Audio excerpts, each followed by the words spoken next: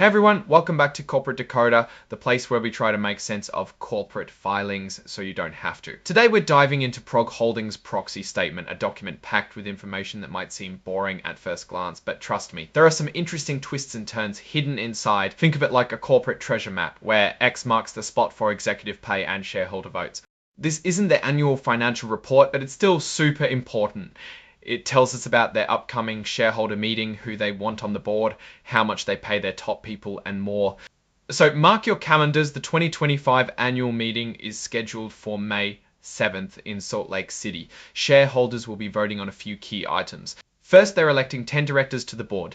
Think of this as choosing the team captains for the next year. These are the people who will be making big decisions about the company's future. One notable change, Kathy Betty will be retiring from the board of directors, marking the end of her term at the annual meeting. They're also asking shareholders to give an advisory vote on executive compensation. Basically a thumbs up or thumbs down on how much the top executives are getting paid. It's like checking in with the owners of the company, the shareholders, to see if they're happy with how the money is being spent on the leadership team. Also, shareholders will ratify the appointment of Ernst & Young L as their independent accounting firm. This is like making sure they trust the people checking their books. Let's look at who they want on the board.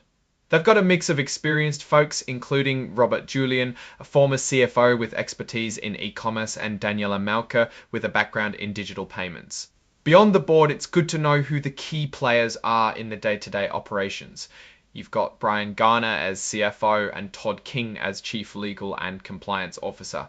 These are the people steering the ship behind the scenes.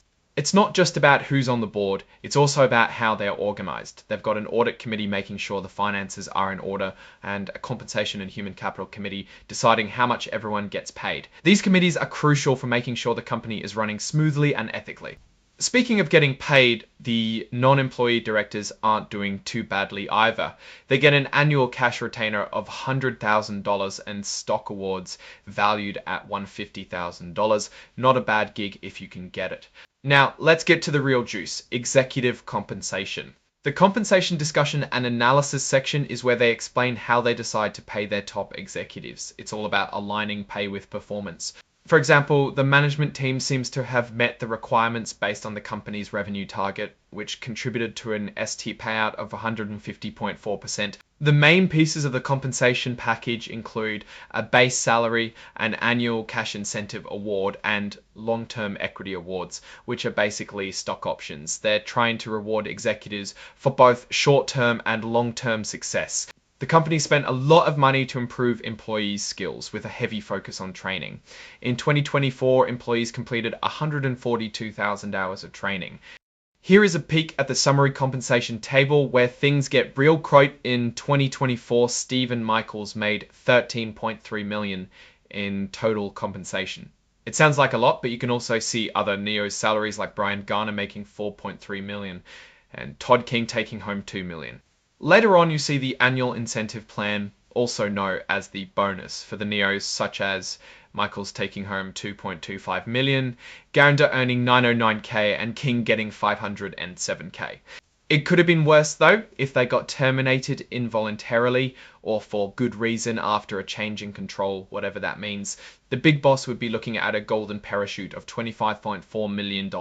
Of course, numbers need to be verified. They mention that it is calculated by deducting items such as operating revenues and various expenditures to reach their numbers. It looks pretty standard from a big company like this.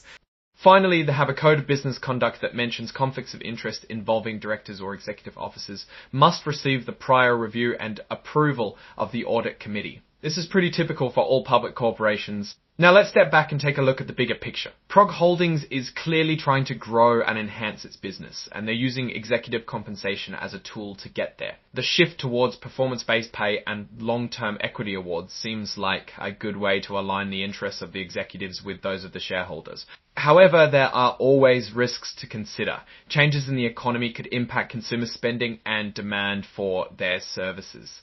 They need to keep a close eye on the market and adapt their strategies as needed. Overall, PROG Holdings seems to be on a solid path. They've got a clear strategy, a strong leadership team, and a commitment to both growth and responsible governance. But as always, it's up to you to do your own research and make your own investment decisions. Thanks for tuning in to Corporate Decoder.